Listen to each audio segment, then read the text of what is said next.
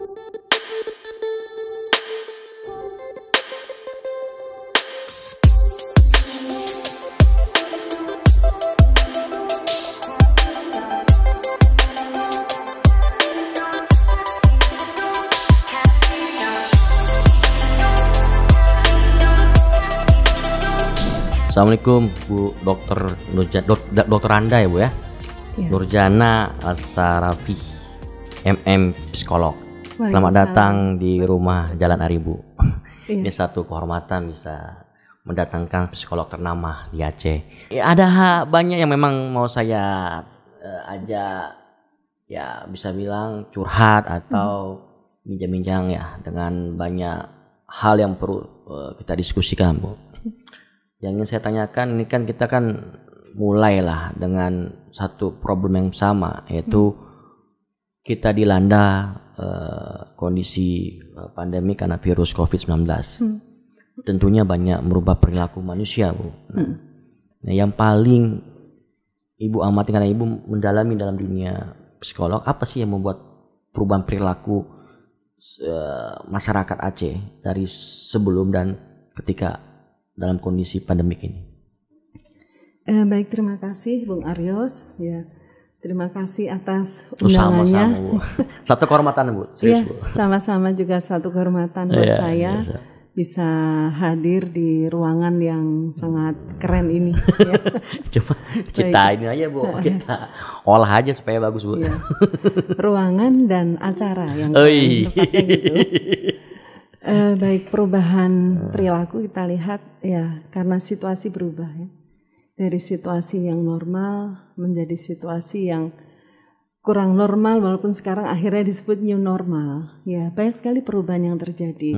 Baik perubahan dari skala individu sendiri, keluarga, dan juga masyarakat luas ya.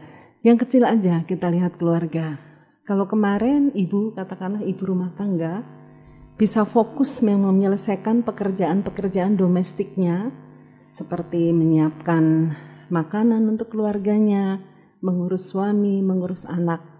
Tapi sekarang selama pandemi, ibu rumah tangga ternyata terpaksa harus bisa jadi guru. Ya, istri saya melakukan itu. Ya, kalau dan gak hanya istri Bu, orang tua saya kayak saya juga ikut turut juga, bapaknya juga ikut nimbrung. Tapi khususnya ibu saya lihat luar biasa. Saya sepakat. Apalagi kalau bapaknya udah mulai kerja ya, work from office ya. Berarti si ibu yang lebih banyak di rumah. Memang betul-betul dia harus menguasai semua mata pelajaran. Apalagi kalau punya anak SD. Mulai pelajaran matematika, bahasa, agama. Nah, artinya kalau kualitas orang, mohon maaf ya, tanda kutip ya. Kalau orang tuanya dan tanda kutip, maaf ya, kapasitasnya lemah, itu mempengaruhi daya penerimaan si anak juga ya? Jelas akan mempengaruhi proses delivery dari tapi si ibu kan saya melihat ya fenomena di masyarakat, perempuan ini kuat ya.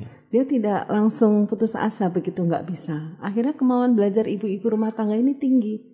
Walaupun mungkin pendidikannya hanya pendidikan katakanlah SMP maupun SMA, tapi nggak mau tinggal diam, tetap belajar. Karena ada kekuatan untuk kepentingan anak ya. Untuk kepentingan anak. Ini tentunya ada plus ada minusnya. Kemudian saya melihat lagi kalau yang positifnya kreativitas. Kreativitas ibu-ibu juga luar biasa karena ingin menjaga keluarga supaya sehat, supaya nyaman dan sebagainya karena banyak waktu di rumah. Saya lihat ibu-ibu juga banyak yang jadi kreatif terus belajar resep-resep baru gitu. Kalau yang dulunya mungkin agak senang jajan ya, sekarang banyak yang hobi ya, tiba-tiba hobi buat kue ini, buat kue itu. Karena ketakutan kesehatan ya. Betul, kesehatan. Terus juga hobi nanam bunga. Nah gitu. Itu lagi fenomena tuh Bu. Betul. Itu bahaya juga Bu, istri saya sampai minta banyak bunga ini yang harganya 500, 700. Aduh, pusing saya kan. Ya ada plus ada minusnya. Minusnya jadi terus harus mengeluarkan biaya yang besar ya. Bunga sedikit lecet aja, kenapa ini? Interogasi saya, nggak tahu. Iya ternyata Bung Ares juga kena dampaknya. Ya itu jadi kita lihat dari plus dan minusnya. Tapi yang plusnya ibu-ibu yang mungkin kreatif akhirnya justru bunga-bunga ini jadi ajang bisnis. gitu. Jadi ajang bisnis, jadi bisa dijual mahal, dapat duit dan sebagainya. Kemudian yang lain-lain juga begitu. Bapak-bapaknya juga banyak waktu di rumah, ya kadang-kadang jadi boring, akhirnya harus ngapain begitu. Nah boring ini kalau yang pintar mengatasi itu akhirnya banyak interaksi dengan anak. Ya semakin banyak anak berinteraksi dengan ayah kan semakin bagus, akan semakin berkualitas ya. Bukan berarti dengan ibu nggak berkualitas, tapi kalau bisa dua-duanya, selain dengan ibu dengan ayah, tentunya kualitas pendidikan itu akan lebih bagus. Untuk mengatasi kejenuhan, sang ayah jadi belajar ini, belajar itu, sehingga interaksi dengan anak tidak menjemukan. Jadi terus si anak pun terus mau lengket dengan bapaknya.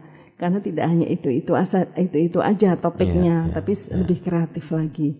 Tapi dari ya apapun namanya perubahan, budaya bersih pun termasuk hal positif ya. Gimana? Budaya bersih pun termasuk hal positif ya. Budaya bersih ya kita jadi. Saya cuci tangan karena takut. Ya memang kita kadang paranoid, tapi memang perlu itu kita lakukan untuk menjaga diri kita kan Bu. Ya. Kalau dulu asik para tengku dalam dakwahnya menyampaikan ajaran agama, an-nadhafatu minal iman. Tapi mungkin hanya berlalu begitu saja. Walaupun dilakukan tapi tidak maksimal. Tapi setelah pandemi ini jadi lebih maksimal lagi. Kita betul-betul harus menjaga kebersihan.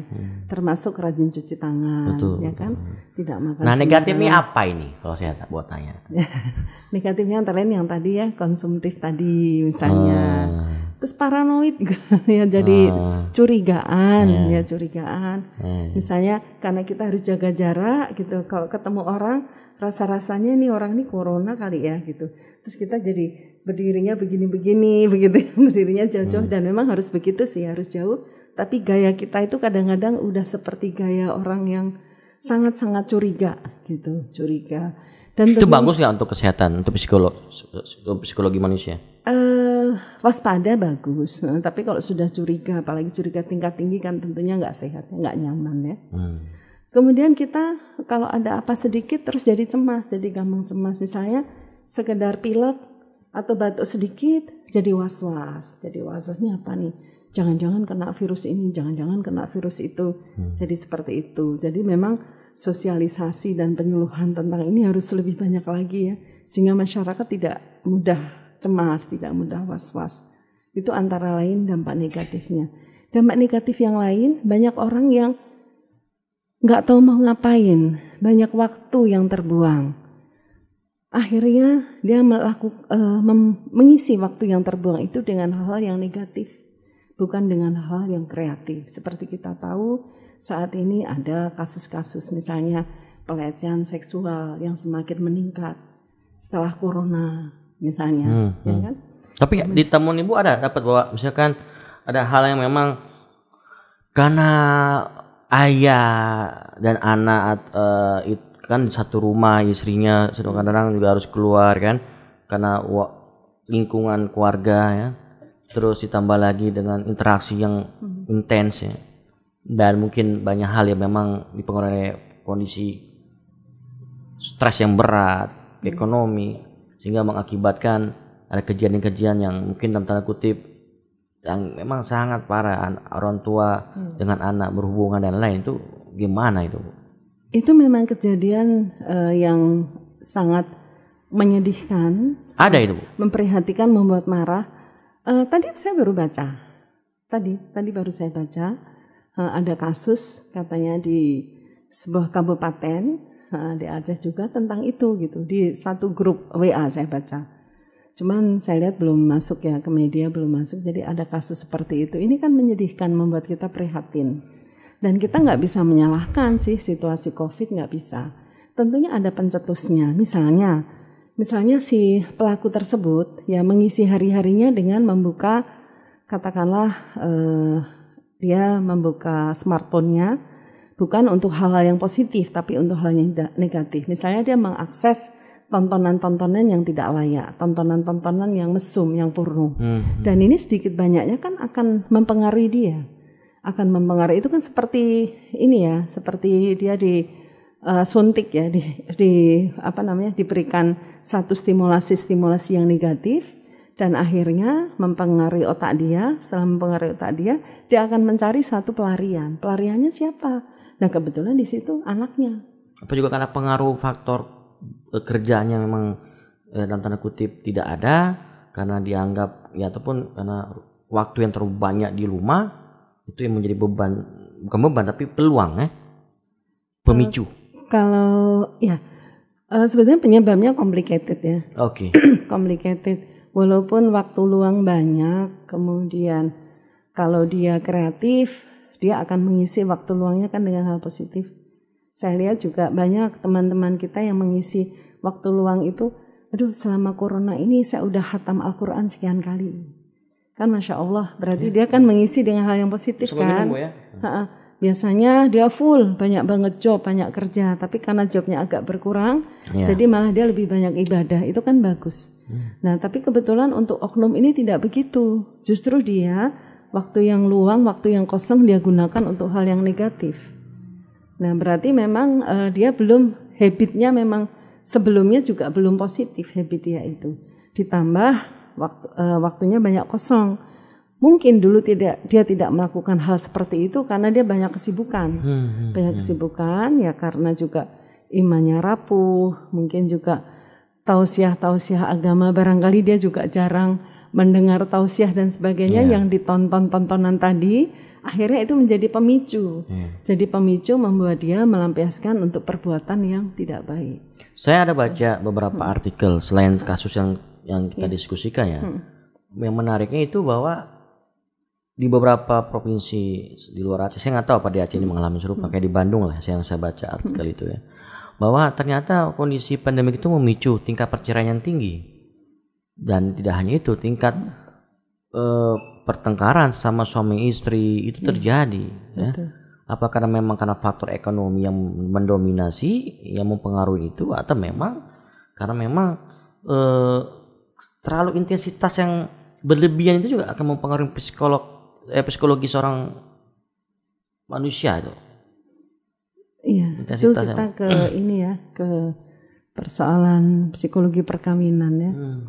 Ketika seorang perempuan dan seorang laki-laki mengikat sebuah janji menjadi suami istri. Di awal-awalnya kan, waktu awal-awal perkawinan mungkin Bung Aries juga bisa ingat kembali lah waktu awal-awal menikah. Biasanya kalau orang baru menikah itu cintanya kan cinta romantik. Ya cinta romantik, banyak mimpi-mimpi, banyak bunga-bunga seperti itu ya. Seperti itu. Pokoknya semuanya jadi indah ya. Walaupun makan nasi sebungkus pun rasanya enaknya gimana gitu ya. Walaupun susah. Betul. Tapi itu kan mesti dirawat kan. Mesti dirawat. Yang namanya doa-doa dari setiap orang yang hadir. Semoga samawa ya gitu ya. Sakinah mawadah warahmah ya kan. Doa-doa itu memang insya Allah makbul kalau si orang yang diberi doa juga merawatnya kan. Seperti juga bunga-bunga ini kan. Mesti disiram dan sebagainya dirawat. Cinta juga begitu. Nah kadang-kadang pasangan suami istri lupa untuk merawatnya. Jadi mereka akhirnya kehidupan perkawinan itu berjalan begitu saja seperti sebuah mesin rutin gitu ya, rasanya udah bangun pagi pergi, kalau istri dan suami kerja, kemudian malam ketemu udah lelah, begitu kemudian mungkin dianggapnya kalau udah malam minggu itu makan di luar, dinner itu sudah refresh. Nanti ketika dinner, maaf cakap, si suami pegang handphone, si istri pegang handphone, anak-anak di sini. Ayo makan. Hanya begitu saja. Terus hubungan mereka seperti itu terus. Sehingga menjadi suatu kebosanan ya. Betul. Akhirnya pandemi. Ketika pandemi mereka harus kerja dari rumah. Banyak kerja dari rumah. Jenuh, ya kan? Mungkin kalau di kantor si istri ketemu teman gini, makan, ketawa, ada tantangan, dikasih tugas sama bos dan sebagainya. Begitu juga suami. Ataupun yang ibu rumah tangga juga begitu. Akhirnya si suaminya jadi uring-uringan atau kedua-duanya uring-uringan sehingga tidak ada titik temu, timbullah konflik. Nah ini semua insya Allah akan bisa diatasi apabila suami istri tersebut terjalin komunikasi yang baik, komunikasi yang positif antara keduanya. Jadi hidup rumah tangga berjalan bukan tanpa tujuan, mesti ada goalsnya. Kalau dia hanya berjalan begitu saja ibaratnya sebuah kapal, berlayar tapi nggak tahu nih tujuannya kemana. Maka ketika angin barat, baratlah dia, angin timur, timurlah dia, terombang-ambing kan. Tapi kok ada tujuannya, tujuannya itu. Tujuannya apa? Ini keluarga sakinah, mawaddah, warahmah, mencari keridhaan Allah. Berarti nggak cukup di dunia, tapi kalau bisa di akhirat. Pasangan, jadi pasangan sesurga insya Allah kan begitu. Jadi ya sama-sama, lombanya bukan cuma lomba deposito kita udah berapa di deposita kita udah berapa Bang. Tapi juga amal kita itu penting. Saya tidak katakan itu nggak, itu sangat penting juga. Kalau nggak punya duit nggak bisa beramal, nggak bisa sedekah, nggak bahagia, nggak bisa liburan, nggak bisa keluar negeri, nggak bisa umroh ya kan, nggak bisa. Itu penting tetap, tapi juga penting banget. Berarti balance ya. Tabungan akhirat kita, amal kita udah seperti. Jadi ada balance. Sebenarnya balance dunia akhirat itulah yang membuat mereka itu terus harmoni gitu. Harmoni dan insya Allah mengurangilah yang namanya konflik-konflik itu akan dikurangi. Nah kalau kita dengar cerita Ibu dengan banyak sekali dampak multidimensi yang Ibu jelaskan mulai dari perilaku negatif dan positifnya ya. Tentu kan perlu satu hal yang kita bisa sharing lah ke kita ya untuk sahabat Ari. Apa yang memang ya yang bisa dijadikan sebagai ya semacam syarat atau clue atau pesan ya agar kita ya selaku orang yang ditempa dengan musibah yang sama ini bisa melalui dengan sukses ya dengan masa pandemik ini. Apa yang bisa Ibu sarankan kepada kami lah? Kan Ibu kan paham dalam hal membaca perilaku manusia secara personal. Apa yang bisa Ibu kasih nasihat untuk kami ini? Yang pertama tentunya kita menguatkan diri kita masing-masing ya. Kita mesti memperkuat diri kita sehingga kita bisa lebih tangguh, ya kan, lebih tangguh.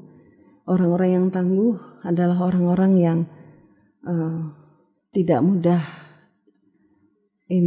putus asa kalau jatuh ya kan, tapi jatuh dia akan bangun, jatuh akan bangun, seperti itu. Orang sukses itu kan bukan orang yang nggak pernah jatuh, tapi orang sukses adalah orang yang jatuh berkali-kali tapi selalu punya cara untuk bangun kan gitu. Jadi dia selalu punya cara untuk bangun diri pribadi dulu. Saya ini sedang bangun Ibu. Setelah itu keluarga juga penting, jadi dukungan keluarga, jadi saling mensupport. Keluarga itu kan satu tim, bagaimana kita menciptakan teamwork yang kuat di level keluarga. Keluarga yang tangguh sebetulnya adalah sebuah modal bagi daerah yang tangguh, modal bagi sebuah negara tangguh, dan modal bagi seluruh seisi bumi ini untuk tangguh. Jadi penguatan di level keluarga, baru kemudian di level kampung dan seterusnya. Jadi kalau itu dukungan sosial. Kalau itu menjadi satu idealitas atau itu sudah dipahami oleh semua orang, tapi kenapa itu tidak menjadi satu tujuan bersama kita semua, pemerintah, terus multi stakeholder lah, atau multi aktor atau multi personal lah, untuk ayo sama-sama karena kita ingin menguatkan agama kita dan keluarga. Mari misalkan ada satu undang-undang atau kanun yang memang dibuat untuk membina keluarga, ya. Kalau itu kan kalau sebelum nikah itu kan ada istilahnya pelatihannya kan gitu ya. Tapi kan nggak cukup, hanya sebatas pelatihan. Tapi kelemahan mendasar itu kan tidak ada proses pendampingan yang dilakukan. Di sisi lain juga tidak ada bentuk mengevaluasinya seperti apa, ya. Sehingga kita bisa mengukur nilai indeks, misalkan indeks kebahagiaan ataupun indeks kerukunan berumah tangga, ya. Itu kan nggak terlihat. Nah, hal ini menurut Ibu penting nggak untuk dilakukan oleh pemerintah ataupun pihak-pihak yang memang peduli, dan kita semua harus peduli? Pemerintah tidak mungkin juga bekerja sendiri. Ya kan? Pasti membutuhkan juga support juga dari masyarakat, dari rakyatnya, dan juga berbagai lembaga yang bisa diajak sebagai mitra pemerintah, ya termasuk seperti lembaga Bung Aryos, lembaga jaringan JSI Bu, jaringan survei inisiatif. Ya, jaringan survei inisiatif kayak lembaga saya, Psikodista dan lembaga-lembaga yang lain. Ya bisa bersinergi bersama-sama ya, kalau dari pemerintah mau ya, punya kemauan, bisa diajak bersinergi bersama-sama bagaimana mewujudkan satu masyarakat yang tentunya lebih aware, lebih tangguh untuk menghadapi dan juga untuk menjalani proses perubahan yang mau tak mau harus dijalani. Ya seperti salah satu konsekuensinya di mana anak-anak harus lebih banyak belajar daring, ya kan, dibandingkan belajar tatap muka, lebih banyak daring. Ini kan butuh kesiapan juga, ya kan, butuh kesiapan seperti apa kemasannya dan sebagainya. Juga yang lainnya dari kalangan ibu, dari kalangan pekerja juga. Pekerja yang dulu mungkin dalam sekian bulan sekali bisa refreshing kemana, sekarang kan harus berkurang nih, apa alternatifnya. Nah itu lembaga-lembaga seperti ini bisa diajak gitu, diajak bermitra, diajak berbicara untuk mencari satu solusinya. Di samping yang saya katakan tadi dari level kampung dan sebagainya itu bisa dikuatkan. Saya ingin tanya Bu, anak saya kan rutinitas kan di rumah nih selalu. Jarang berinteraksi dengan teman-teman. Ya. Nah apakah itu mempengaruhi psikologi dia Bu? Dan itu mungkin pertanyaan yang sama yang dialami oleh sahabat Ari yang punya anak ya. Pertanyaan yang bagus gitu. Dan pertanyaan itu memang seringkali mengusik ya para ayah dan bunda di rumah ya. Apakah anak-anak akan kehilangan social skill kalau dia lebih banyak di rumah? Mungkin sebagai jalan keluar itu tetap dibangun. Yang namanya social skill anak itu jangan dimatikan. Dan jangan anak diputus dari lingkungan teman-temannya. Minimal kalau ayah dan bunda di rumah itu coba lihat di rumah sekelilingnya, di komplek katakanlah. Oh di komplek ini ada 10 rumah. Ya kan ada 10 rumah, yang punya anak sebaya ada berapa rumah. Bagus sekali kalau diadakan pertemuan walaupun tidak setiap hari ya. Apakah seminggu sekali ataukah 5 hari sekali, tentunya dengan tetap menerapkan protokol kesehatan, pakai masker, jaga jarak. Ya, tapi anak-anak kawan anak saya tuh si Abi itu kan datang ke rumah wajib tuh fardu ain tuh, cuci tangan dulu saya bilang. Iya, betul. Ya, kita nggak tahu, kita nggak menuduh tapi kan mewaspadai. Betul. Ya.